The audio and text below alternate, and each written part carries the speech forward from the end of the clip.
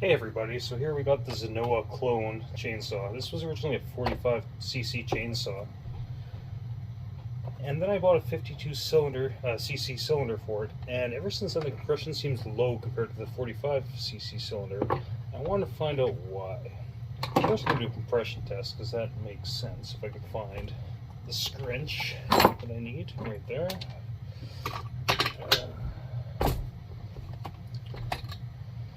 Okay. Let's do a little compression test to see what we get. See if I want to switch back to the 45cc cylinder, because apparently sometimes when you order these cylinders, they'll send you the one for the 58cc saw, which has a longer stroke. So if you put in one of these saws, it'll seem like a short stroke, and it'll just have low compression. So let's lock the throttle, get some testing.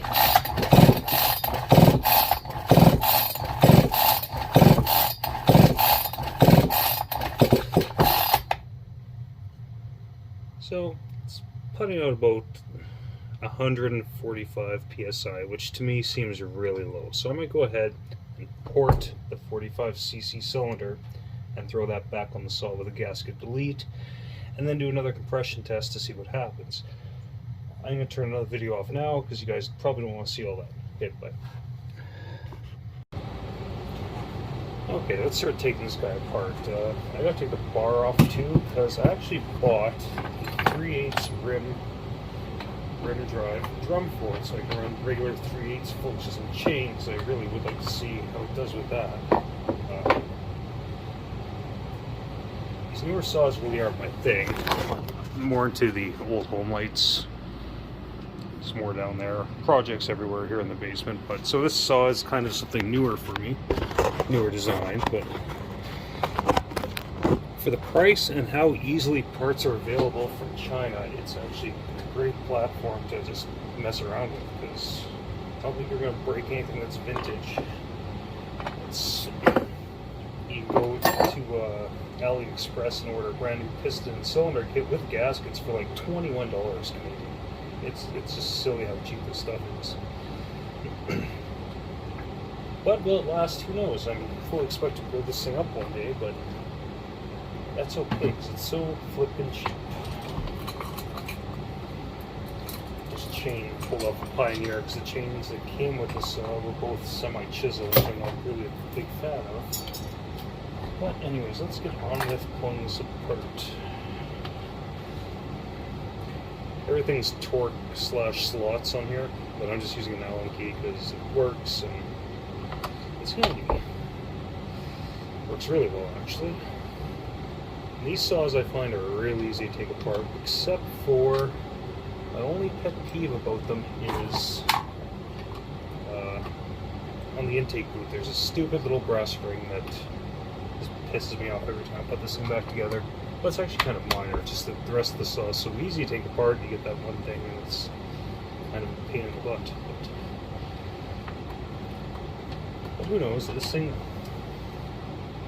I've actually been watching Marketplace to buy another one of these for cheap. But nothing's come up. I can just go to Princess Auto and buy another one. But what's fun buying something brand new? It's like a lot of these saws, people buy them, they don't run right, and because I think there's a little bit of lack of quality control from the factory, and then the car won't tune or whatnot, and people just put them on their back shelf and they go there to die. And then you find them at a garage sale for like $25 a couple of years later.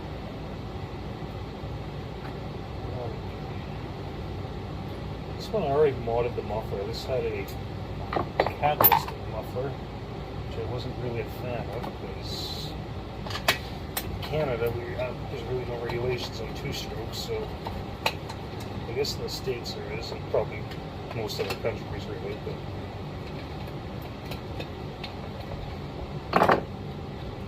the muffler in here was easy to mod. I just took a grinder, cut around here, pulled all the guts out, and then welded it back together and add an extra hole. Why not, right? One at it. And you guys have to come on. These guys can go. What's next? enough fuel line. Every time I take the fuel line off this thing, gas spurts everywhere. I guess that's good because the duct bill and the vent for the gas tank must be working.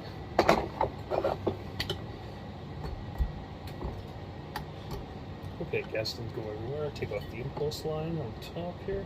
And even the carb on here, this is a carb I got from eBay because the original one had these Pac-Man adjusters that drove me nuts. So I found a carb that would fit that has regular adjusters where it's just flat blade, which to me makes more sense. I don't know why everyone tried to put different adjustment ends on, maybe to keep people from messing with them, I guess.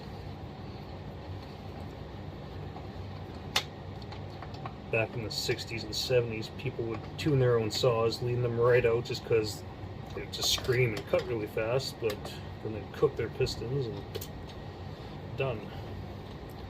But you don't need a license to buy a chainsaw.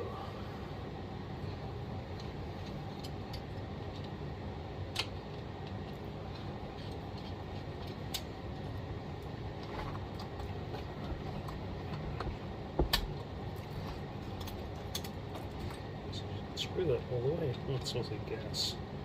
Wife usually doesn't like it when I make the house smell like gas. But we have no garage, so I have to do all this crap in the basement. I'll try to make sure everything's aired out before I come down here. And there's the curb. Simple, simple, simple. Just a copy of a Walbro WAT, I think. Something like that. It's find that carb on a lot of saws, actually. Okay.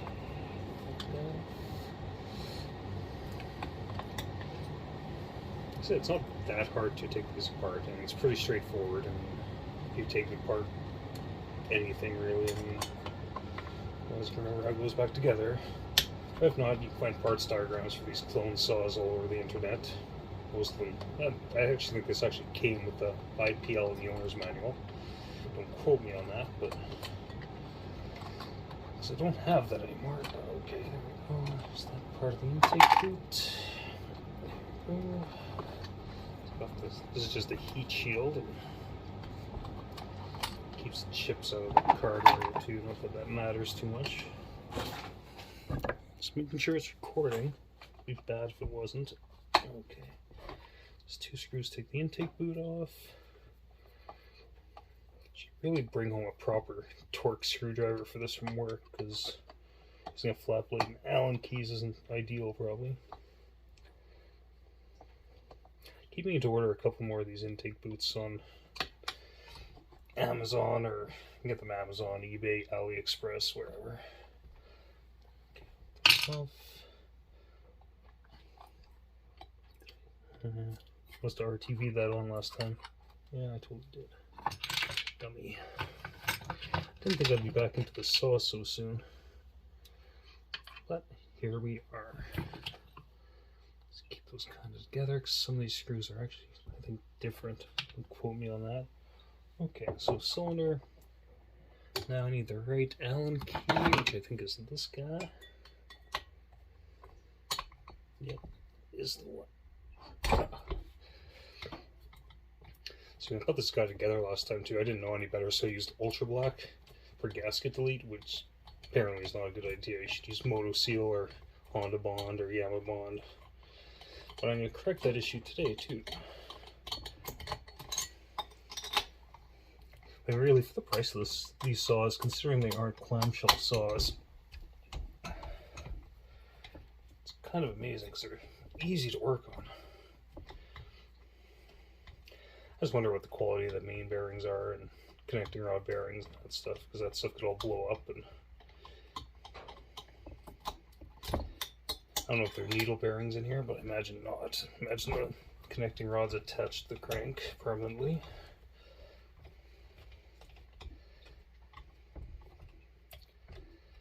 Okay. Should really get an impact driver one day for this shit.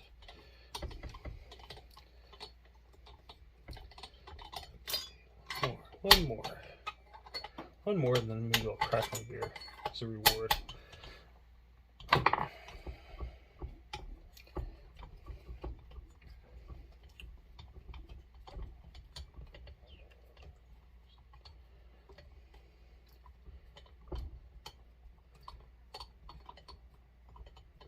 The reason I noticed compression was low on this at the beginning, this has like an elastic band starter where it builds tension, then it'll pop. When the saw was new with the 45cc cylinder, you had to almost pull it all the way out before the engine would turn over. With this cylinder, I noticed it kind of just went as you would go, kind of, which that's a sign of compression. Just got a little tap.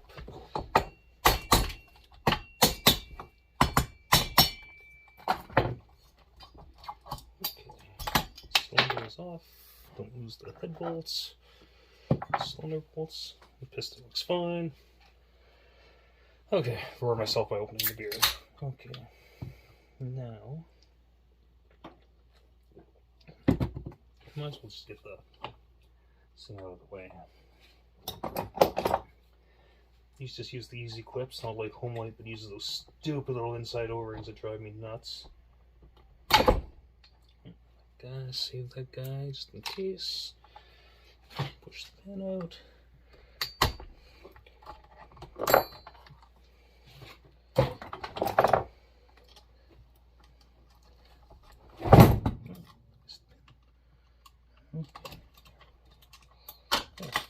It's 52cc piston. I want to throw calipers on this to see if they send me, because apparently the 58cc is 45.2. It's 45.2 millimeters. Let's see what this guy measures. So I'll zero that guy in, maybe. We should buy some new ones one day.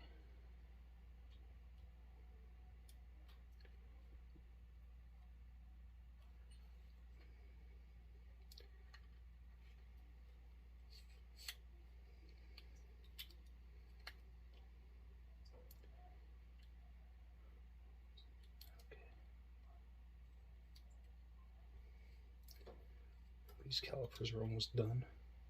Oh, look at that. Oh, wait a minute. No, it's... Ooh. Yeah, I think this is the bigger... Yeah, maybe not. It's hard to tell. But still, the compression was so low. Let's do a little look-see. So we need those guys. Okay, so the depth here is 65.49 millimeters. This guy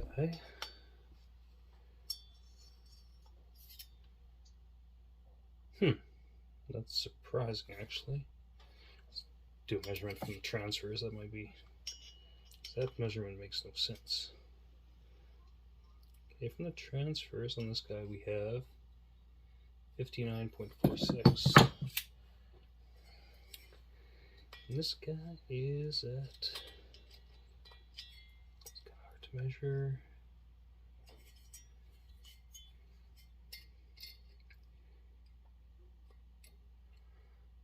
59.47. So I'm guessing low compression is actually, this piston must just be that sloppy in there.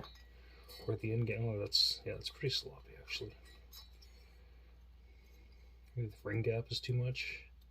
Could be so many things. I'm not gonna really mess with that too much. That guy is done with. Okay, rag.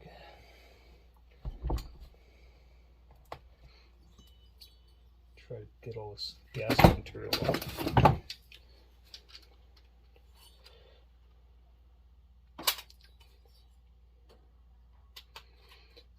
Who needs space gaskets?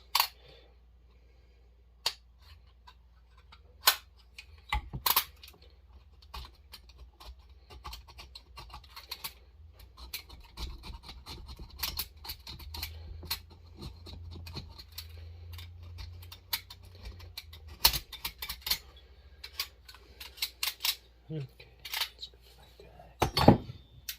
Get all this ultra black off.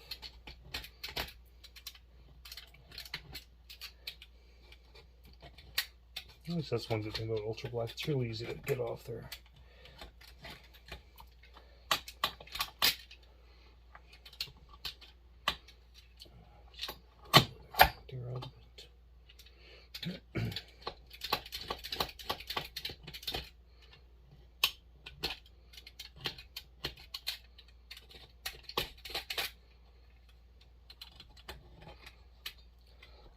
apologize for how boring this part is.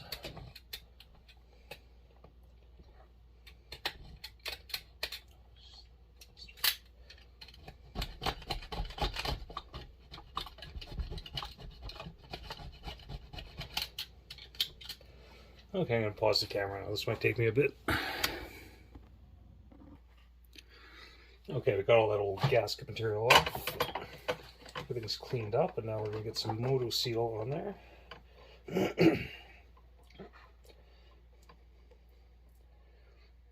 Just a thin amount of Moto Seal on both. Oh shit. I should get the piston on first. That would make more sense. I fucked up. Got ahead of myself. Maybe I shouldn't have cracked that beer. Anyway, to the piston. One pain in the ass about this piston is that it uses thrust washers. I don't like them either. Just gonna pause you guys for a second here. Okay, we're back. Let's see if we can get this on without too much swearing, because I do not like when saws use thrust washers, but that's me personally.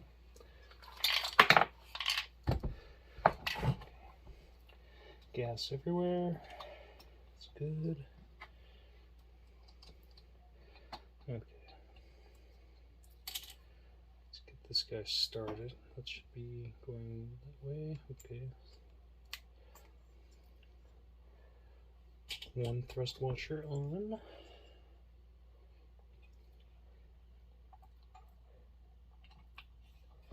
Did I mention I hate thrust washers on pistons? But they're nemesis. Especially on Homelight's 900 series XLs. Those were like an ultimate pain in the ass. These only go one way too. Jesus Christ.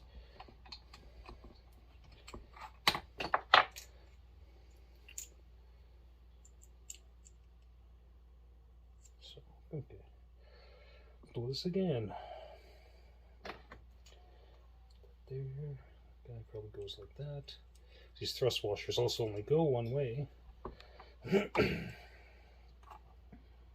So be mindful of that, because if you go the wrong way, they will not fit. There's a lip on the thrust washers that are supposed to kind of engage with the rod bearing, or the wrist pin bearing, whatever you want to call it. Oh, come on, you bastard.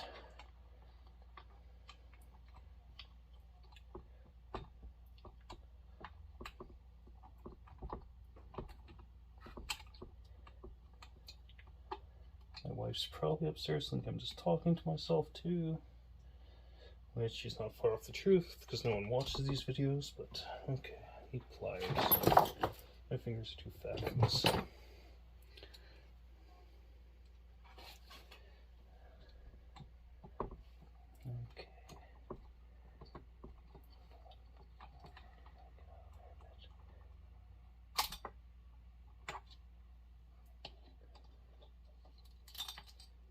Okay, now that's down the crankcase, so that has covered.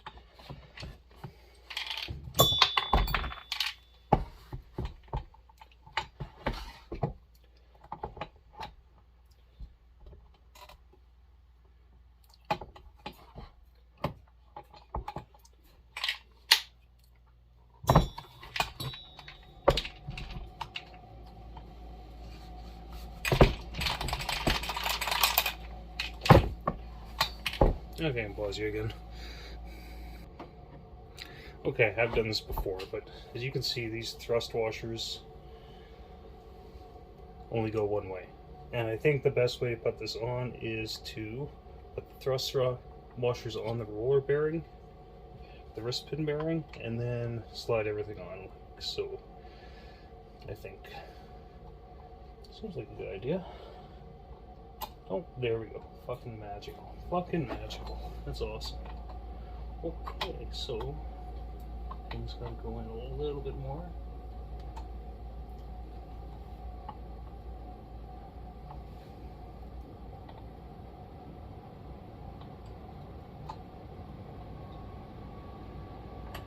Oh, you gotta be shitting me.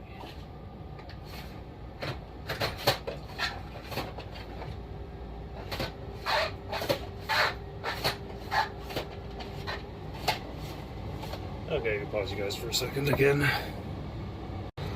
So, that's one thing to note. I had to go look for the original wrist pin because I was thinking home light where you take like saws like the XL12 and the Super XL, and they actually share the same sized wrist pin, but these saws do not. The wrist pin for the 45mm is longer, so you cannot use it with the 43mm piston. Maybe that seems logical to everybody, but I'm just used to working on home lights, so that to me that was just different. But whatever. Shit happens, right? And take my little clip again. I actually like these clips so much. Some people don't because they say they pop out easily, which I hope they don't, because that's probably not a good thing.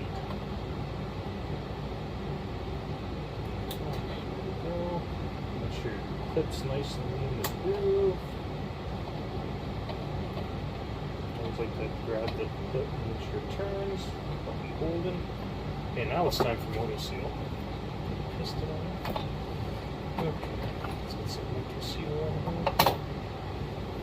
First, I'm just going to put some oil in the cylinder because it's dry after pouring it and wash the crap out of it after I poured it. Okay.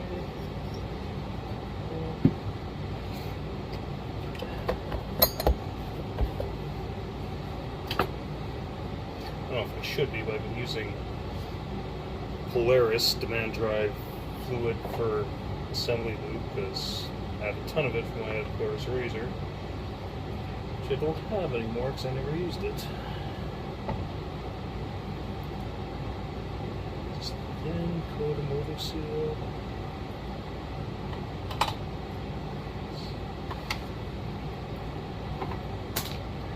Drop the motor seal.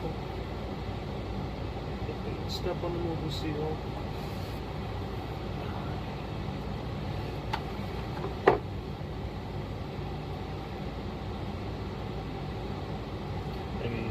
If anyone's actually watching this, there are much more qualified people to be doing this stuff online, like Tin Man, Smitty, Leon Crouch, Leon's Chainsaw Parts Repair. I highly recommend Leon's Chainsaw Parts Repair. That's a great channel. Mainly works on home lights, but he is a very knowledgeable person all around. In fact, most of my knowledge on chainsaws comes from him, so I've been watching his videos for quite a few years.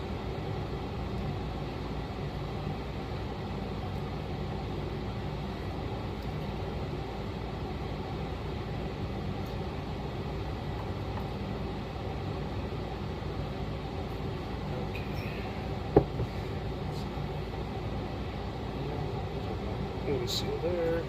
Okay, that's done. Cap light on. It's weird, stuff like this. Go to Canadian Tire, $12 or whatever the hell I paid for it. Amazon for some reason, like $25. I don't understand that, but whatever. It is what it is. Okay. Special finger ring compressors.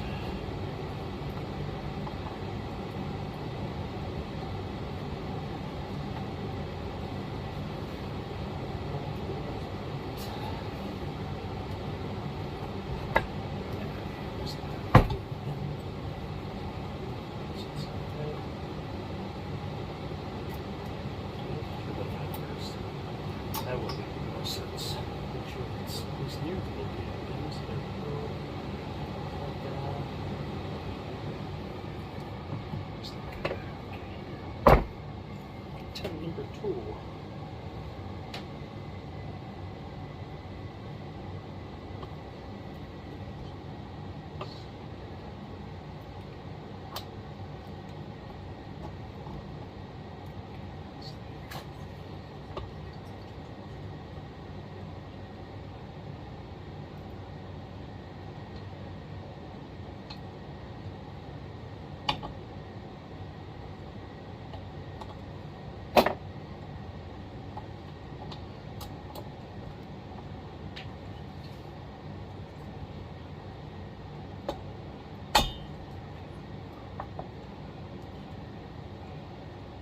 Okay, exhaust is on the right side, that's always a good thing.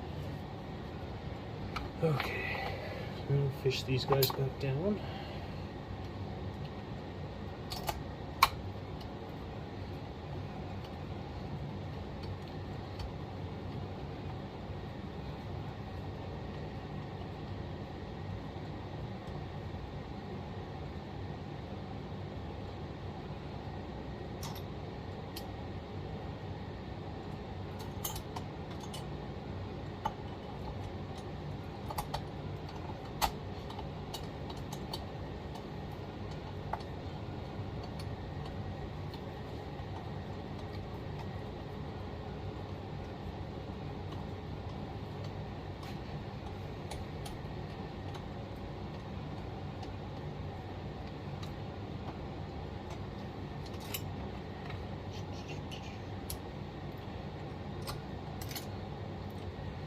One thing I like this system better, you get the home lights, you got studs with 7/16, or sorry, quarter-inch nuts. You're there with a wrench, you got no space. It just kind of sucks. This is much simpler.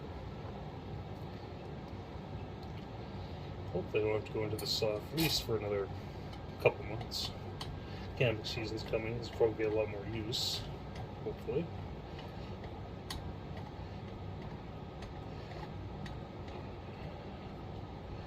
In the home stretch, getting this bad boy on.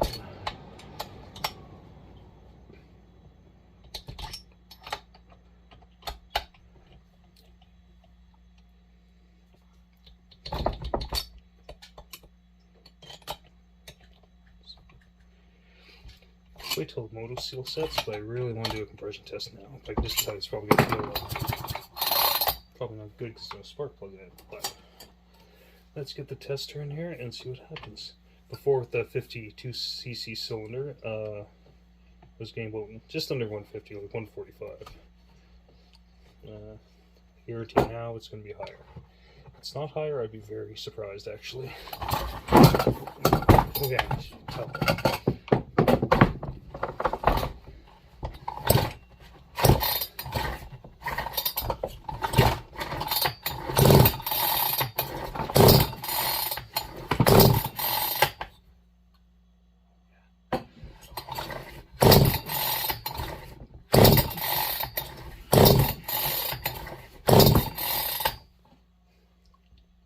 Jesus. Let's keep going.